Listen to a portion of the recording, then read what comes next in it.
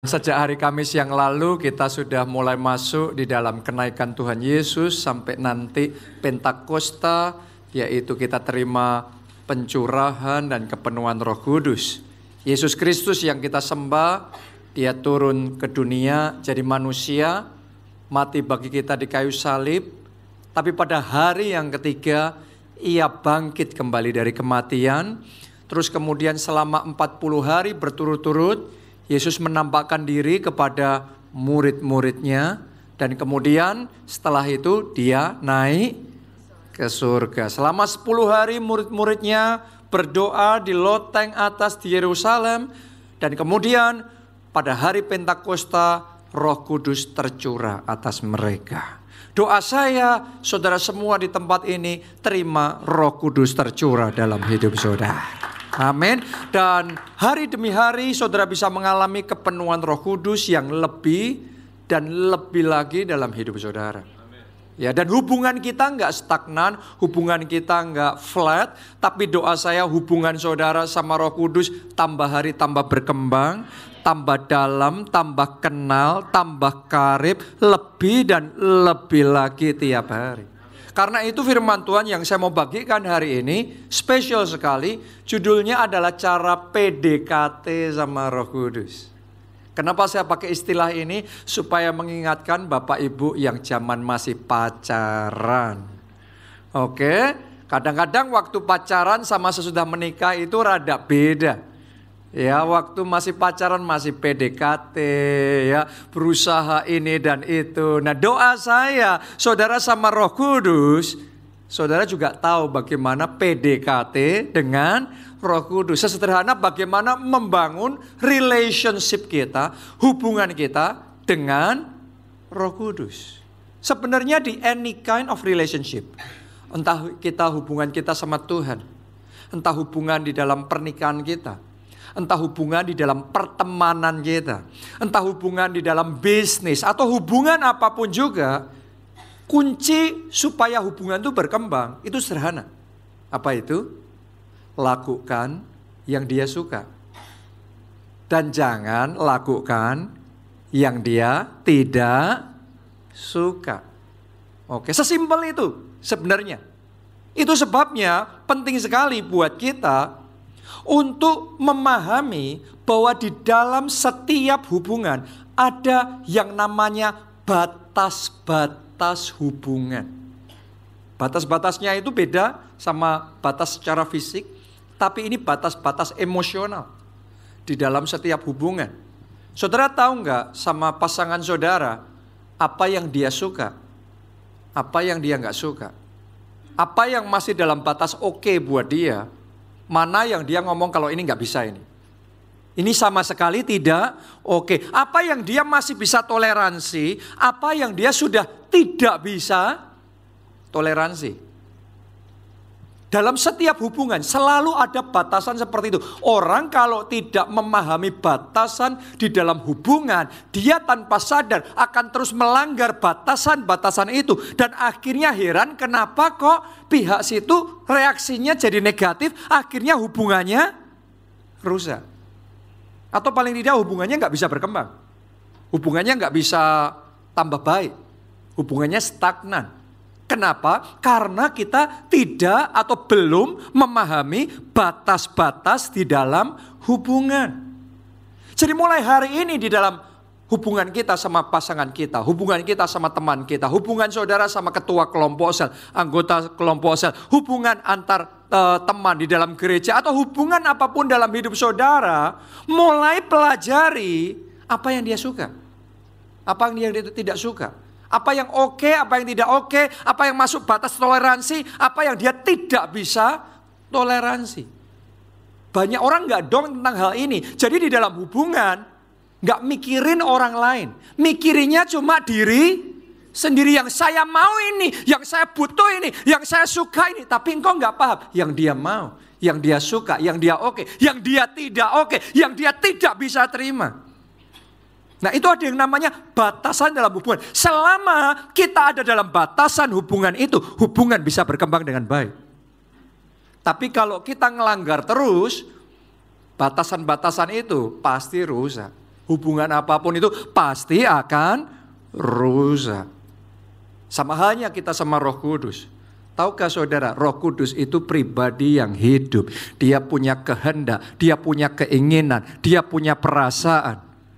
Jadi ada hal-hal yang akan menyenangkan Roh Kudus, ada hal-hal yang akan mendukakan Roh Kudus, ada hal yang oke buat Roh Kudus, dia masih bisa toleransi. Tapi ada hal yang dia ngomong no, means no.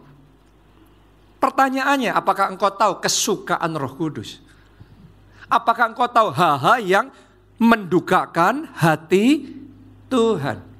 Ini penting sekali. Kalau kita mau kehidupan rohani kita bertumbuh, kalau kita mau hubungan kita dengan Roh Kudus bertumbuh, ketahuilah, kenalah pribadinya.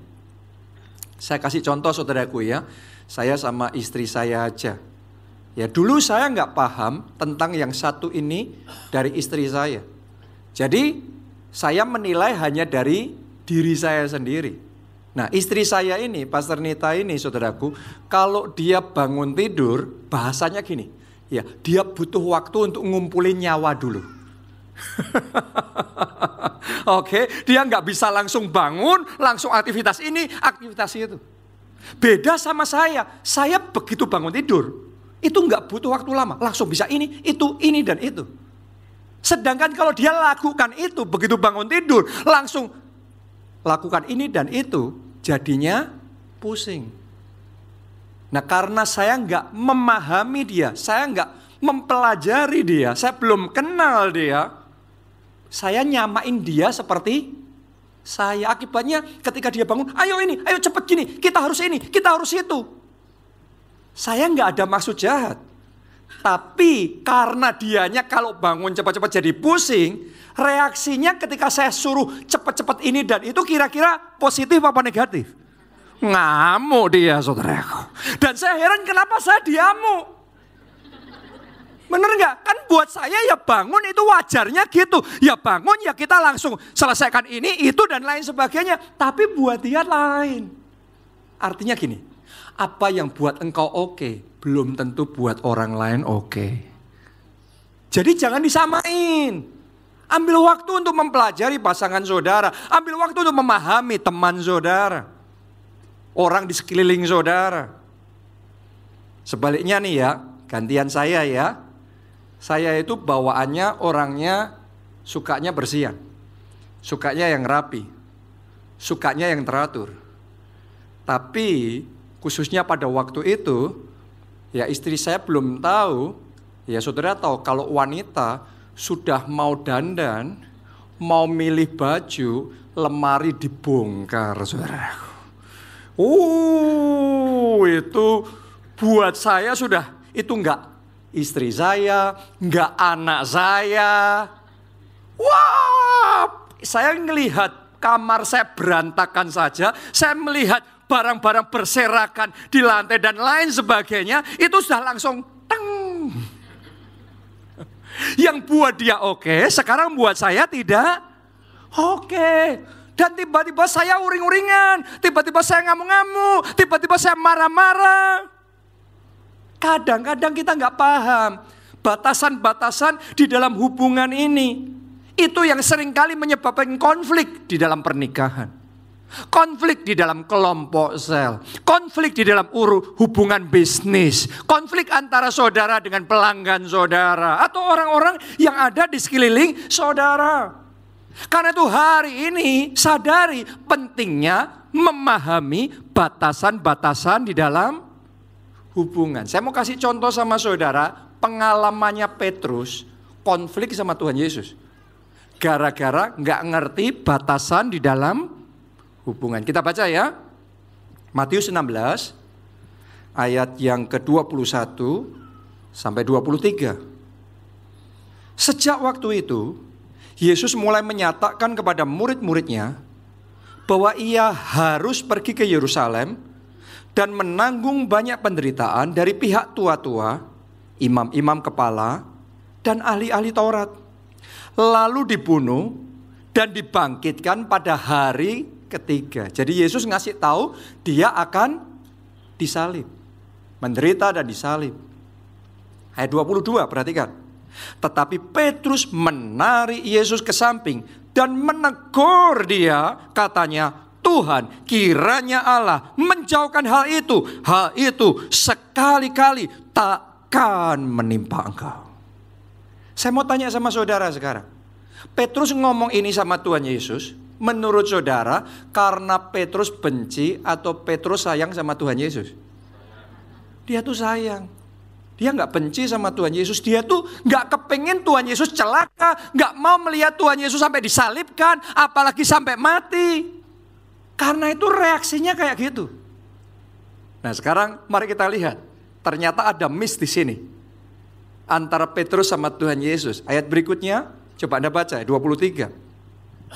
Maka Yesus berpaling dan berkata kepada Petrus. Yesus berpaling dan berkata kepada siapa? Petrus. Ngomongnya sama siapa? Petrus. Tapi ngomongnya apa?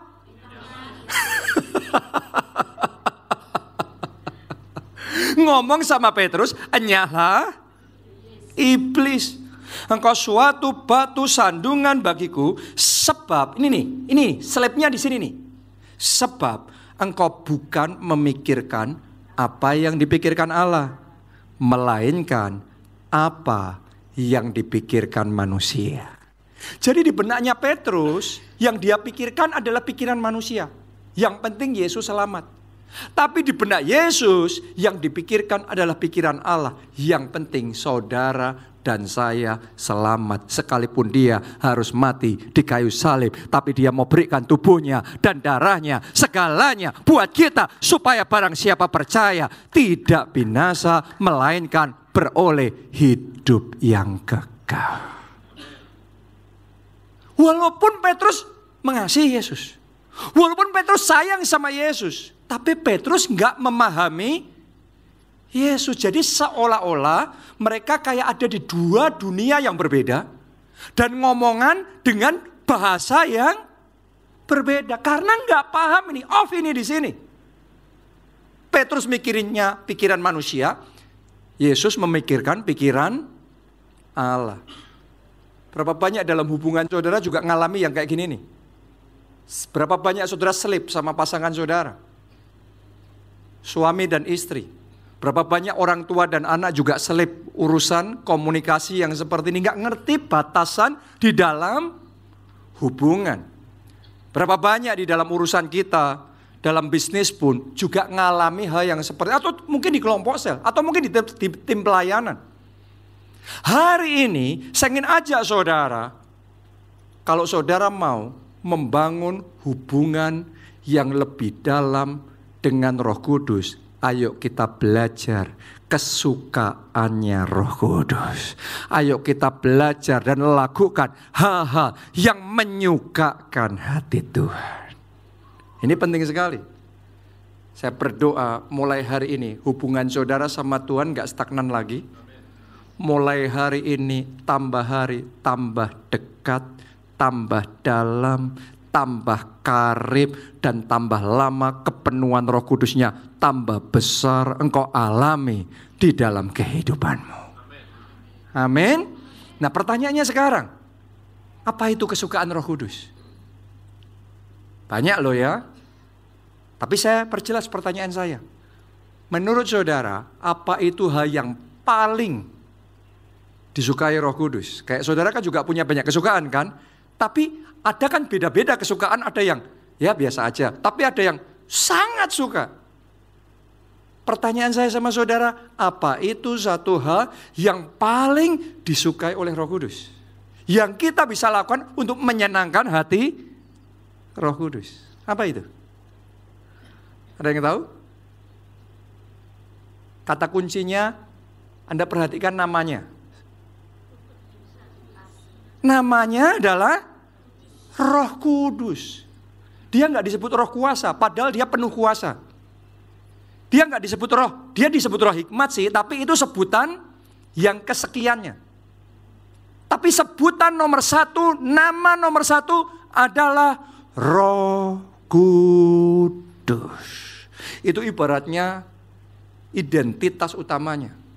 Itu ibaratnya nomor satunya. Buat dia itu nomor satunya. Yang paling utama adalah kekudusan. Nah, saya nggak tahu saudara ketika dengar ini, apa reaksi yang ada di hati saudara tentang kekudusan. Karena ada orang reaksi dengar kata kekudusan, kita meresponnya positif. Tapi tidak semua orang. Dengar kata kekudusan, kita mungkin ngerasa kayak aneh gitu. Tapi hari ini saya mau bagikan sama saudara, kenapa kok Roh Kudus suka sekali dengan yang namanya kekudusan. Yang pertama, sebab hanya melalui kekudusan kita bisa mencapai potensi maksimal di dalam kehidupan kita. Mungkin saudara nggak kepikir ini ya, tapi saya perjelas dulu. Saya nggak usah bicara urusan rohani dulu. Saya bicara urusan jasmani dulu, supaya kita gampang paham pentingnya kekudusan ini. Kalau saudara seorang atlet, atau nggak usah atlet lah, kita aja semuanya. Untuk tubuh kita mencapai potensi maksimal, performa kesehatannya maksimal, staminanya maksimal, menurut saudara dipengaruhi nggak dengan makanan yang kita konsumsi? Yes, kalau makanannya jorok-jorok, berkolesterol, berlemak, enak sih saudaraku, tapi itu akan menggerogoti tubuh kita. Oke. Sebaliknya, kalau saudara makanannya bersih, saya nggak tahu apakah saudara suka dengan makanan yang bersih, makanan yang sehat itu, tapi ada makannya benar, makannya bersih, saya percaya stamina saudara akan dioptimalkan, kesehatan saudara, umur saudara akan diperpanjang. Artinya untuk mencapai performa puncak, makanan pun harus bersih. Benar apa tidak? Makanya Roh Kudus itu kesukaannya yang kudus-kudus, yang suci-suci, yang bersih-bersih. Kenapa? Karena hanya melalui kekudusan kita bisa sampai top performa. Itu nggak bisa disangkal bahkan secara jasmani loh. Sekarang pikiran kita. Menurut saudara, pikiran kita, pikiran yang sama, otak yang sama, konten yang kita konsumsi, yang kita tonton, yang kita lihat, yang kita baca, mempengaruhi performa otak kita enggak? Mempengaruhi ketajaman berpikir kita enggak? Kreativitas kita enggak? Kejernihan kita dalam berpikir enggak? Pengaruh besar. Kalau konten yang Anda konsumsi jorok-jorok, kreativitasmu mati. Otaknya sama, tapi enggak bisa maksimal. Jadinya minimal. Enggak bisa fokus, enggak tajam fokusnya. Mikir enggak punya clarity, enggak ada kejernihan. Kenapa? Karena kontennya tidak kudus. Kontennya jorok. Otak kita otomatis terpengaruh. Oh, mulai hari ini saya berdoa setiap orang di tempat ini, potensi yang maksimal engkau bisa alami dalam hidup saudara. Baik itu di dalam kesehatan, baik itu di dalam pemikiran, dan di dalam segala aspek hidup saudara. Engkau mencapai puncak prestasi. Karena itu Roh Kudus suka kekudusan. Itu baru bicara soal jasmani ya. Sekarang yang berikutnya, yang kedua, secara jiwa nih. Kenapa kok Roh Kudus suka kekudusan? Karena hanya melalui kekudusan jiwa kita mendapatkan ketentraman. Jiwa kita mengalami ketenangan. Beda sama kalau kita biarkan yang jorok-jorok, polusi-polusi, pencemaran-pencemaran jiwa ada di hati. Emangnya hati kita bisa tentram kalau dipenuhi dengan kebencian? Hatimu emangnya bisa damai kalau engkau mengizinkan banyak kekecewaan, kebencian, amarah, dendam, luka hati, pahit hati. Orang yang hidupnya nyimpen semua yang kotor-kotor, yang negatif-negatif, yang jorok-jorok kayak gitu, gak usah ngapa-ngapain pun sudah capek jiwanya. Letih, lesu, dan berbeban berat. Anda mau tidur pun bangun tidur, sudah tidur cukup lama, tapi tetap capek. Dan jiwamu gelisah. Engkau nggak punya ketenangan. Engkau selalu merasa ada yang gelisah, ada yang kurang, ada yang nggak pas dalam hidupmu. Hari ini saya berdoa, Roh Kudus bekerja menjamah hati kita semua. Semua yang negatif, semua yang bukan daripada Tuhan disingkirkan, dilenyapkan. Kebencian, semua amarah itu disingkirkan dari hati kita. Sehingga jiwa kita memperoleh ketentraman. Kita kasih tepuk tangan yang paling meriah buat Tuhan kita. Karena itu Roh Kudus suka kekudusan. Karena ketika saudara hidup di dalam kekudusan, membersihkan jiwa saudara dari semua polusi. Anda bersihin semua. Anda mencapai puncak sukacita. Sukacita itu levelnya beda-beda loh. Tapi di dalam Tuhan, Alkitab mau sukacita yang meluap-luap. Kalau ada di antara hidup saudara hidupnya lesu. Kalau ada yang hidupnya ya happy, tapi bisa kayak flat, stagnasi. Mulai hari ini doa saya, hatimu, jiwamu dipenuhi dengan sukacita yang meluap-luap, kebahagiaan, bahkan damai sejahtera yang melampaui segala akal bertahta dalam hidup saudara. Melalui kekudusan. Karena itu Roh Kudus excited sekali sama yang namanya kekudusan. Dia tahu ini jalan menuju ketentraman jiwa. Yang ketiga, kenapa Roh Kudus suka dengan kekudusan?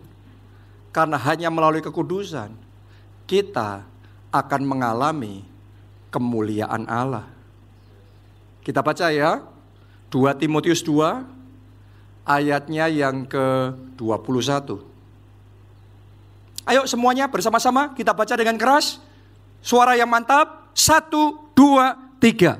Jika seorang menyucikan dirinya dari hal-hal yang jahat, ia akan menjadi perabot rumah untuk maksud yang mulia. Ia dikuduskan, dipandang layak untuk dipakai tuannya, dan disediakan untuk setiap pekerjaan yang apa?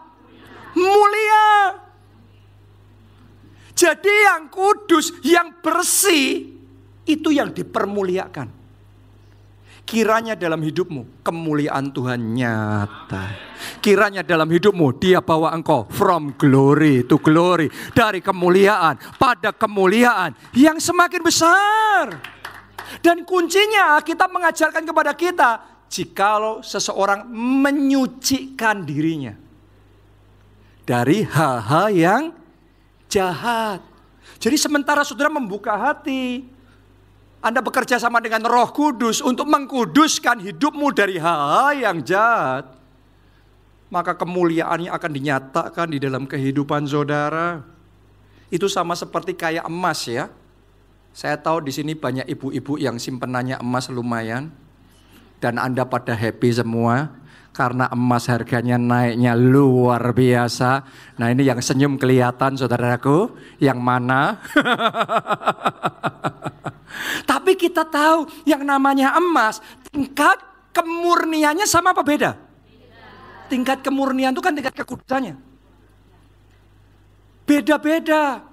Kalau tingkat kemurniannya rendah, maka selain daripada emas ada materi-materi yang lain. Yang banyak, campurannya banyak. Jadi nggak pure, nggak murni emas. Makanya dihargainya rendah. Tapi ketika dia mau dimurnikan, dan memang kadang dimurnikan nggak gampang ya. Karena harus dipanaskan, harus melalui api.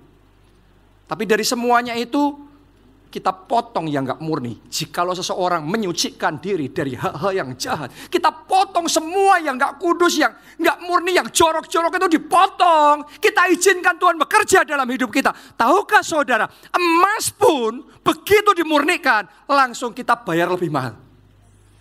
Harganya lebih tinggi. Artinya melalui kemurnian ada kemuliaan. Melalui kekudusan ada kemuliaan yang lebih besar. Saya mau ngomong sama saudara, kalau engkau mau buka hatimu untuk Roh Kudus, kerjakan sehingga engkau dimurnikan, sehingga engkau dibersihkan, sehingga engkau dikuduskan. Mulai hari ini engkau akan melihat hidupmu dipenuhi kemuliaan. Engkau akan dipromosikan, engkau akan dipermuliakan, dan kemuliaan Allah nyata atasmu. Ini sebabnya Roh Kudus sangat excited dengan yang namanya kekudusan. Karena melalui kekudusanlah kita mencapai potensi maksimal dalam hidup kita. Saya ajak saudara semua, ayo kita pahami hal ini dan mari kita senangkan Roh Kudus. Kalau saudara mau hubunganmu dengan Roh Kudus tambah dalam, tambah berkembang, tambah indah, lakukan yang Dia sukai. Yang Dia sukai adalah kekudusan. Kesukaannya adalah kekudusan. Karena melalui kekudusan, kemuliaannya nyata atas kita. Oke, jangan dukakan hati Roh Kudus. Kadang-kadang tanpa sadar kita ini mendukakan hati Roh Kudus. Pertanyaannya, saya tanya sama saudara, Anda tahu nggak hal-hal yang mendukakan hati Roh Kudus itu apa? Apa itu? Tadi kan saya tanya, hal-hal yang menyukakan Roh Kudus apa? Yang paling menyukakan Roh Kudus apa? Kita sudah belajar nih. Sekarang kita maju lagi. Apa hal-hal yang mendukakan Roh Kudus? Sama halnya dalam hubunganmu dengan orang tuamu, apa itu hal-hal yang membuat dia paling gak bisa terima? Sama pasanganmu, apa hal-hal yang dia, kalau itu kamu sudah melanggar batas nih, gak bisa lagi nih. Sama teman-teman saudara, pertanyaan yang lebih penting, apa itu hal-hal yang mendukakan Roh Kudus? Tahukah saudara, Anda boleh catat ini, Roh Kudus benci segala sesuatu yang menyabotase masa depan kita. Karena Dia sayang sama kita. Jadi Dia akan membenci hal-hal yang membuat masa depan kita berkurang, sukacita kita berkurang, berkat kita berkurang, kemenangan kita berkurang. Dia nggak suka itu. Apa saja itu? Kita baca Amsal 6 ayat yang ke-16 sampai 19. Ditulis begini. 6 perkara ini yang dibenci Tuhan. Ditulis ya, ini Tuhan benci loh. Bahkan berapa? 7 perkara yang menjadi kekejian bagi hatinya. Anda bisa ngerasain gak ayat ini? Ini satu levelnya benci, setelah itu apa? Keji. Ini Anda kalau masuk di sini ini melanggar pagernya Tuhan. Tuhan benci, ini dianggap kekejian buat Tuhan. Apa saja? Kita mulai. Yang pertama, ayat 17. Mata sombong. Kenapa kok Tuhan benci dengan kesombongan? Sederhana, kesombongan itu menghancurkan masa depan kita. Engkau boleh sukses, engkau boleh maju, tapi kalau engkau sombong, engkau berhenti belajar. Orang kalau sombong itu sudah gak bisa belajar lagi. Dia mungkin merasa paling hebat, tapi justru karena merasa paling hebat, dia jadi paling bodoh. Makanya Steve Jobs, pendiri Apple, dia ngomong stay hungry, stay foolish. Orang pinternya kayak gitu ngomong, aku tetap ngerasa orang paling bodoh. Kenapa? Belum pinter, jadi butuh untuk belajar. Tapi banyak orang baru suksesnya dikit, sudah kepintarnya luar biasa. Makanya berhenti belajar. Begitu berhenti belajar, ketinggalan, pasti kalah bersaing. Alkitab yang ngomong, kesombongan awal kehancuran. Jadi kalau saudara baru maju, baru naik, sudah merasa di puncak dunia, paling hebat, paling pintar, hati-hati. Anda tanpa sadar sedang menyabotase berkatmu sendiri, menyabotase kesuksesan dan masa depanmu sendiri. Itu yang Roh Kudus benci. Tuhan tidak mau kita sombong. Kenapa? Karena kesombongan menyabotase masa depan kita.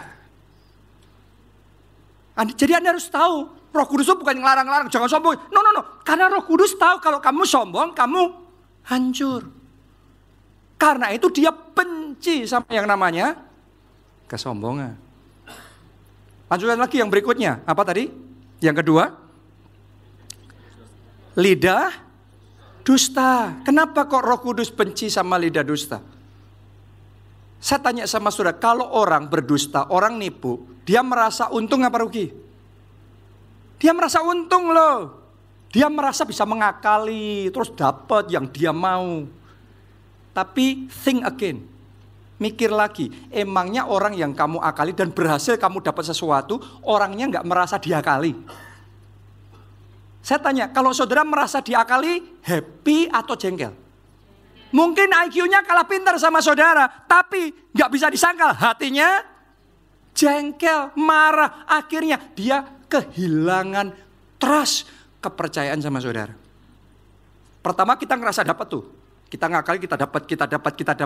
Dapatnya kita bersamaan dengan itu satu persatu dalam hidup kita. Pintu tertutup. Anda kehilangan kepercayaan, pintu tertutup. Akhirnya berkatmu hilang. Banyak orang nggak sadar, ngerasa dapat. Tapi yang benar menyabotase masa depannya. Gara-gara lidah dusta. Makanya Roh Kudus nggak suka. Kenapa? Karena lidah dusta menyabotase berkatmu sendiri. Membuat pintu-pintumu tertutup. Oh, hari ini ketika Anda mendengar firman ini dan saudara mau meresponi firman Tuhan hari ini, doa saya Roh Kudus bekerja dalam hidup saudara sehingga semua pintu-pintumu yang masih tertutup saat ini juga dibukakan. Roh Kudus buka pintu itu. Roh Kudus buat jalan yang baru dalam hidup saudara dan Roh Kudus berikan kemenangan dalam hidupmu. Amin. Yang berikutnya kita baca langsung ya. Saya nggak punya waktu untuk bahas satu demi satu. Jadi kita baca langsung. Mata sombong, lidah dusta, tangan yang menumpahkan darah orang yang tidak bersalah, hati yang membuat rencana-rencana yang jahat, kaki yang segera lari menuju kejahatan, seorang saksi dusta. Nah ini nih. Ini banyak orang manipulatif nih, main di sini. Yang menyembur-nyemburkan kebohongan dan menimbulkan apa? Pertengkaran saudara, ngadu domba nih. Ternyata semuanya ini Alkitab ngomong Tuhan benci. Jadi sadarilah Tuhan itu benci segala sesuatu yang menyabotase hidup kita sendiri. Jangan sampai saudara salah sangka sama Tuhan. Kadang-kadang kalau Alkitab ngomong Tuhan benci dosa kayak gini, sebagian orang salah nangkep. Sebagian orang salah sangka. Ngerasanya kok aku dibatas-batasin. Kalau ikut Tuhan gak boleh ini, gak boleh itu, ini gak bisa, itu gak bisa, harus gini, harus gitu. Gak fun ini, gak menyenangkan. Ikut Tuhan gak menyenangkan, gak boleh ini, serba terbatas. Hati-hati saudaraku, tanpa sadar banyak orang sudah salah sangka sama Tuhan. Kenapa? Ketipu sama iblis. Karena iblis bapak segala pendusta, penipu. Bahasa kerennya sekarang master manipulator. Oke, Anda harus ngerti, iblis itu narsisnya luar biasa. Dia seorang manipulator yang pinter, dia tahu cara main di pikiran saudara, dia tahu cara memainkan saudara, dia ngerti. Dia tahu cara main pakai soft power, hard power. Dia bisa main semuanya, dia punya banyak jurus. Untuk apa? Membuat kita kebalik pikirnya. Tuhan yang baik kita pikir kuno. Urusan rohani yang mendatangkan kehidupan kita pikir ini kolot, ini dibatas-batasin. Sedangkan iblis yang menjerumuskan. Pencuri datang untuk mencuri, membunuh, dan membinasakan. Tapi banyak orang berpikir, wah ini menyenangkan ini. Dosa itu menyenangkan. Kenikmatan dunia itu menyenangkan. Kenapa? Pikirannya sudah diputar balikin. Tanpa sadar. Tanpa sadar. Pikirannya sudah dimanipulasi oleh iblis, master manipulator itu. Hari ini saya berdoa sementara firman disampaikan. Kebenaran firman Tuhan memerdekakan, membebaskan, memerdekakan, dan membebaskan. Kita tepuk tangannya boleh yang paling meriah buat Tuhan kita. Karena saya sayang sama anak-anak saya jadinya cerewet sama mereka. Waktu mereka masih kecil dan belum tahu bahayanya gunting, kalau mereka asal main pegang gunting, saya bisa teriak-teriak saudaraku. Jangan! Kenapa? Karena saya sayang sama mereka. Saya nggak mau mereka terluka. Tapi suara saya, jangan! Teriak saya. Kalau mereka nyebrangnya sembarangan, nggak ngelihat kanan kiri, ada mobil, ada apa, langsung Nyebrang sembarangan, wih saya marah-marahin. Kemarin pas liburan lebaran itu, ada satu kejadian, anak saya lagi nyebrang jalan sama saya, tiba-tiba berhenti di tengah jalan, ngelihat sesuatu, terus kemudian yang menarik dia berhenti, dia bener-bener ngambil barang itu, duduk di tengah jalan ngambil itu, saudaraku. Saya ngelihat dari sana mobil jalan, wah itu saya marah-marahin dia. Tapi mari saya yakinkan saudara, saya marah-marahin dia, saya larang-larang dia, bukan karena saya benci sama dia, justru karena saya sayang sama dia. Saya mau jagai dia, saya mau pastikan dia dapat yang terbaik dalam hidupnya. Tapi bisa jadi, kalau kita yang dalam posisi anak, kita salah paham sama orang tua. Anak yang lain nyebrang gitu nggak apa-apa. Loh kalau saya bukan anak saya, ngapain saya cerewet? Bener nggak? Tapi kalau itu anak saya cerewet saudaraku. Tapi mungkin buat anak nganggapnya orang lain nggak apa-apa. Kok saya dimarah-marahin terus, nggak boleh ini, nggak boleh, harus gini, harus gitu. Papa kok jahat? Tanpa sadar salah sangka. Banyak orang Kristen mikirnya tentang dosa itu kayak gitu. Dibatas-batasin, ini nggak boleh, itu nggak boleh, harus gini, harus gitu. Kita pikir nggak enak ikut Tuhan. Dengarkan baik-baik. Kalau Tuhan cerewet sama kita, bukan dia mau jerumusin kita, tapi dia sayang sama saudara. Dia mengasihi saudara. Dan dia menginginkan rancangan yang baik. Bukan rancangan kecelakaan, tapi hari depan yang penuh dengan pengharapan. Dan masa depan gilang gemilang. Katakan amin. Dan tepuk tangannya yang paling meriah buat Tuhan. Yang menyayangi Tuhan. Yang mengasihi kita. Amin. Jangan sampai kita salah berpikir.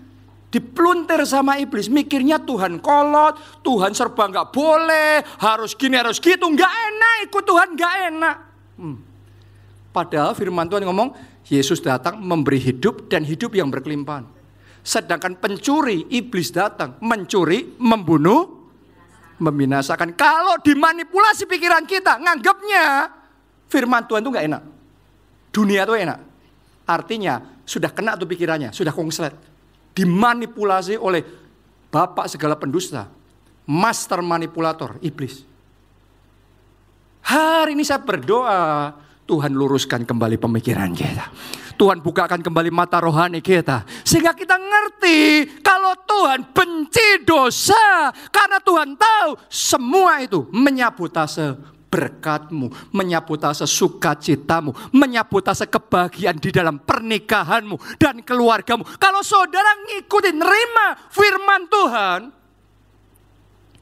Anda akan mendapatkan hidup yang berkelimpahan, sukacita yang berkelimpahan, kebahagiaan yang berkelimpahan, kemenangan yang berkelimpahan di dalam hidup saudara. Jadi hati-hati sama manipulasi dari iblis. Dia master manipulator yang salah satu cara yang trik yang paling sering dia mainkan adalah dia mau ngerusak hidup kita melalui godaan kesenangan sesaat. Gak ada orang yang bisa ngerusak Anda ngikutin kalau gak Anda percaya dulu. Benar apa tidak? Dan Anda gak bisa percaya kalau Anda gak dibuat happy dulu. Anda harus dibuat happy dulu. Senang dulu, dapat kesenangan, ngerasain dulu, nikmatin dulu. Wih beneran loh ini enak. Anda masuk di situ. Apa ada tawaran investasi yang buntung dulu terus kemudian orang berbondong-bondong ikut? Saya yakinkan saudara, orang bisa berbondong-bondong investasi kalau cuan dulu. Tapi ingat loh, ada jalan yang disangka orang lurus ujungnya mau. Tidak semua yang cuan itu ujungnya cuan. Banyak yang cuan sekian tahun ujungnya maut. Banyak pleasure sesaat, kenikmatan sesaat, ujungnya pernikahanmu hancur, masa depanmu remuk. Di abad 19 Inggris mengalahkan Tiongkok. dengan cara perang opium. Jadi dia kalau perang tidak selalu pakai meriam, pakai bom, pakai pedang, pakai tombak. Jadi ada momen perang itu, perang pakai senjata beneran, tapi ada momennya perangnya pakai kenikmatan. Opium itu kan kenikmatan, bener nggak? Kalau orang pakai opium, serasa nggak tahu deh apa itu rasanya. Nggak pernah, saudaraku. Oke, tapi berapa banyak orang pakai opium? Wah, melayang rasanya. Tadinya stres, sekarang rileks, happy, enak rasanya. Akhirnya apa? Ketagihan. Tambah lagi. Tambah lagi. Terus akhirnya apa? Anda punya nggak teman-teman atau mungkin saudara ngalami sedang berjuang dan bergumul urusan itu? Duitmu gimana? Habis hanya dipakai untuk beli narkoba itu, ngedrugs. Benar apa tidak? Anda nambah lagi dan bisa nggak dosisnya dikurangin? Opium itu nggak tok, saudaraku. Tambah hari, tambah lama, dosisnya butuh yang lebih lagi. Yang lebih lagi. Jadi artinya dibuat kecanduan sampai akhirnya dihabisi secara keuangan. Sampai akhirnya saya punya teman yang karena kecanduan overdosis narkoba, akhirnya mati. Coba saudara renungkan itu. Atau otaknya sudah gak bisa lurus lagi, sudah kabel-kabelnya sudah hang semuanya itu. Karena kesenangan. Jadi kalau saudara ngambil keputusan, yang penting happy, hati-hati. Karena itu caranya iblis. Dia paling suka pakai kesenangan untuk menghancurkan. Dia gak perlu pakai pedang untuk menghancurkan. Dia gak perlu pakai senjata untuk menghancurkan. Dia pakainya kesenangan. Gara-gara kesenangan opium itu, akhirnya banyak masyarakat Tiongkok kecanduan, akhirnya ekonomi negaranya luluh lantak, akhirnya negaranya jadi lemah, orang-orangnya nggak bisa untuk fight berjuang, akhirnya dengan sangat mudah ditaklukkan gara-gara kesenangan. Jangan-jangan hidupmu selama ini gampang ditaklukkan, gampang dikalahkan karena engkau selalu kalah sama kesenangan. Jangan-jangan cara iblis untuk memelintir dan menaklukkan saudara selama ini karena opium kesenangan. Ada yang opiumnya narkoba beneran.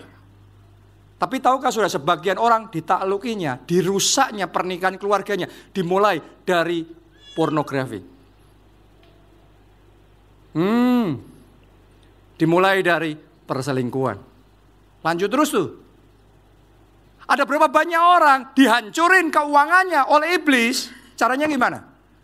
Pinjol dulu. Ayo, ngaku.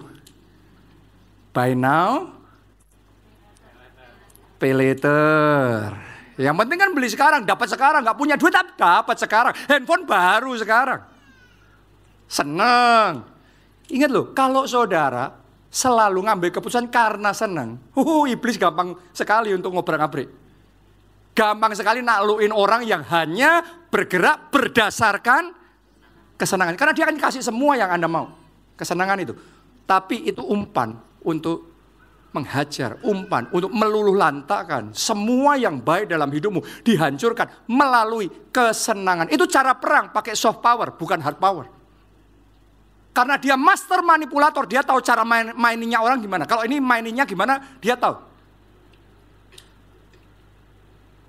Jadi hari ini, mari buka hati lebar-lebar. Kalau firman Tuhan ngomong bahwa Tuhan benci dosa, mungkin buat kita nggak enak. Tapi dengarkan baik-baik. Obat rasanya nggak enak, tapi menyembuhkan. Yes, apakah menurut saudara yang indah itu selalu dari enak? Kalau saudara ngelihat artis Korea, ganteng-ganteng nggak? Cantik-cantik nggak? Wih, semuanya serba keren. Emangnya keren nggak butuh usaha? Saya yakinkan saudara, untuk semua yang keren-keren itu, sakit semuanya. Itu mereka untuk bisa keren kayak gitu, itu dari ujung rambut sampai ujung kaki harus dikerjain semuanya. Saya yakinkan saudara, itu kerepotannya, bayar harganya, keluarin duitnya, maintenance-nya gede sekali. Tapi melalui semuanya itu, semua sakitnya itu, Anda semua tersihir. Korea, drakor. Mereka sukses. Jadi suksesnya datang melalui kesakitan. Kadang-kadang yang gak enak malah mendatangkan kebaikan. Kita ngomongnya apa? Ada jalan yang lebar, malah ujungnya maut. Tapi jalan yang sempit, ujungnya kehidupan. Kiranya engkau menemukan kehidupan, kemenangan, keberhasilan, dan sukacita di dalam hidup saudara. Haleluya. Coba Anda lihat orang sukses. Orang sukses itu, saya yakinkan saudara, banyak penderitaannya. Banyak sakitnya. Saya yakinin saudara. Karena waktu kebanyakan orang main games, nonton film, dia harus meeting. Dan engkau gak mau itu. Dia harus kerja saat engkau tidur. Saya yakinkan saudara, untuk semua orang sukses, yang kita cuma ngiri kesuksesannya, itu paling banyak gak enaknya. Paling banyak kerja kerasnya, paling banyak bayar harganya, dan gak kebanyakan orang tidak mau. Apa ada khotbah tentang kerja keras terus jadi viral? Gak ada itu. Gak ada orang yang suka kerja keras, disiplin. Gak ada itu. Tapi ternyata yang dibenci banyak orang lain kadang-kadang malah mendatangkan kemenangan, mendatangkan keberhasilan, mendatangkan kemajuan dan kemuliaan dalam hidup kita. Mungkin firman Tuhan ngomong tentang jangan berbuat dosa, tinggalin dosa. Mungkin kita merasa dibatas-batasin. No, bukan membatas-batasin. Itu Tuhan sedang mempersiapkan saudara. Itu Tuhan sedang membentuk hidup saudara. Supaya kita bisa menikmati segala rancangan yang Dia sudah rancangkan dalam hidup kita secara maksimal. Saya rasakan mulai hari ini akan ada orang-orang di tempat ini, mindsetnya dirubah oleh Tuhan, gaya hidupnya dirubah oleh Tuhan, tontonannya dirubah oleh Tuhan, perkataannya dirubah oleh Tuhan, pergaulannya dirubah oleh Tuhan, sehingga potensi yang maksimal, rancangan Tuhan yang maksimal bisa terjadi di dalam hidup saudara. Siapa yang mau itu? Ayo mari kita bangkit berdiri dan kita nyanyikan lagu ini, menyenangkanmu Tuhan. Menyenangkanmu, menyukakanmu, terbakar oleh api cintamu. Angkat dua tanganmu dari hati, katakan menyenangkanmu, menyukakanmu, ya Roh Kudus. Oh Yesusku, bawaku dekat di hati. Sekali lagi, mari dengan segenap hati katakan bersama-sama. Menyenangkanmu, menyukakanmu,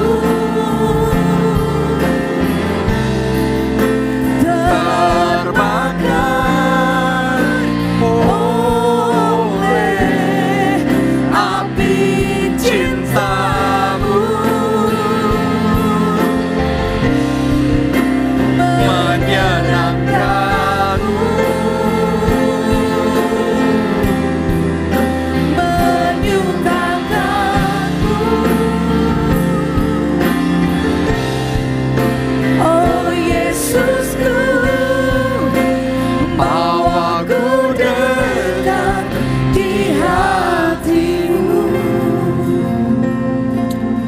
Sadarkah saudara, rancangannya bukan rancangan kecelakaan, tapi hari depan yang penuh harapan dan masa depan kilang gemilang. Karena itu, pastikan Anda ada dalam rencananya. Dan semuanya dimulai dari kita menerima Yesus sebagai Tuhan dan Juru Selamat. Kalau saudara lakukan itu, maka Anda akan menerima pengampunan dosa. Itu yang pertama.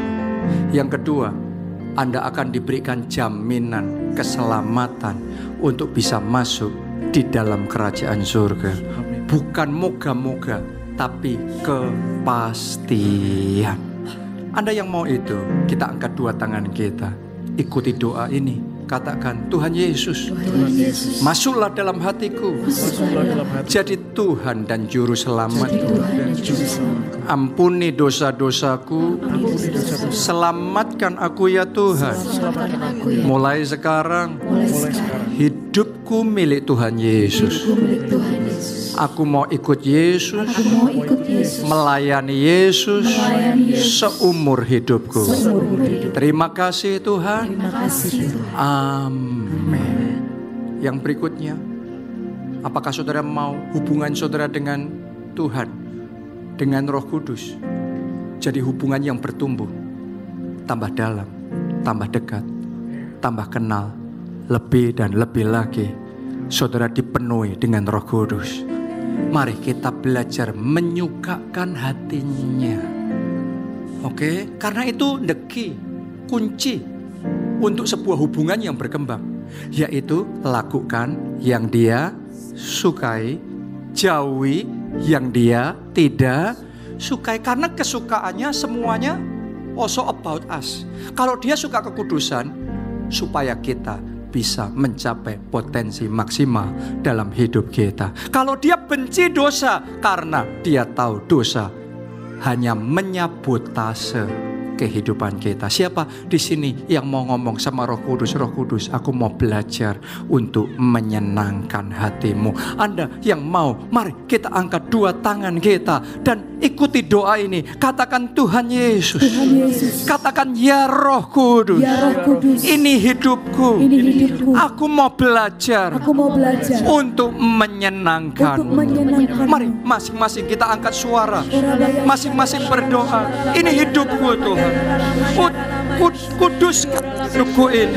Kuduskan lidahku. Kuduskan mataku. Kuduskan tontonanku. Kuduskan ya Tuhan.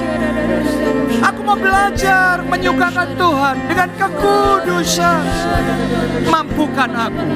Mampukan aku menyucikan diri dari hal-hal yang jahat, dari hal-hal yang jorok, yang kotor-kotor, yang jorok, tontonan yang jorok, gaya hidup yang jorok, pergaulan yang gak benar. Kuduskan aku ya Tuhan. Sucikan aku ya Tuhan. Mampukan aku ya Tuhan. Biarlah hidupku ini seperti emas yang dimurnikan hari demi hari lebih lagi. Murnikan ya Tuhan. Ada doa saudara, katakan, murnikan aku ya Tuhan. Kuduskan aku ya Tuhan. Aku mau belajar hidup yang menyukakan hati Tuhan. Mulai hari ini aku tidak mau lagi mendukakan hati Tuhan. Ajari aku ya Roh Kudus. Beri kekuatan, beri kemampuan menyenangkanmu.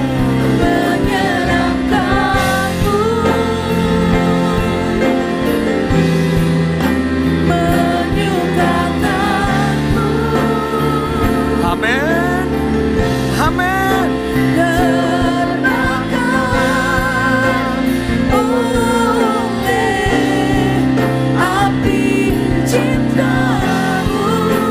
Lihat dan dengarkan kerinduan hati umat-Mu.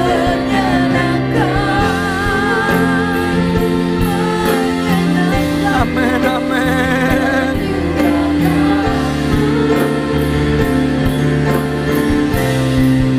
Oh Yesusku, bawaku dekat di hati-Mu. Mari katakan, sekalipun dagingku, hatiku sekalipun dagingku, hatiku habis lenyap, gunung batuku dan bagianku.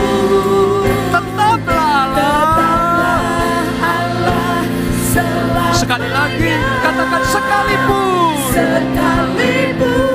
Amin. Dagingku, hatiku habis lenyap, gunung batuku dan bagianku.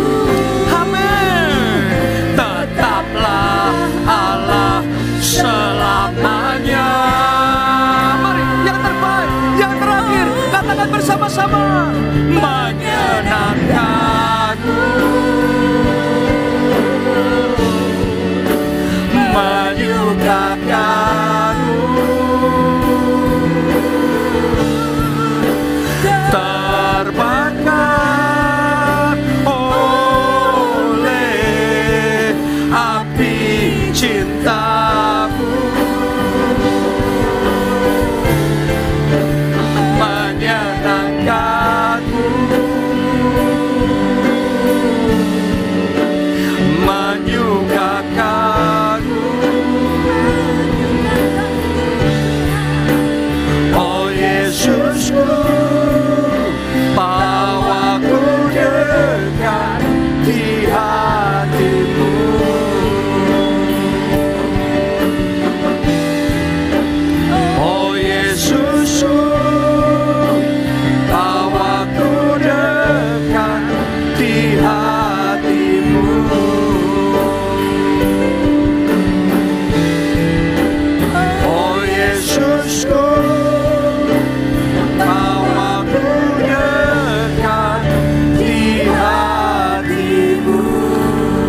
Tangannya yang meriah buat Tuhan kita.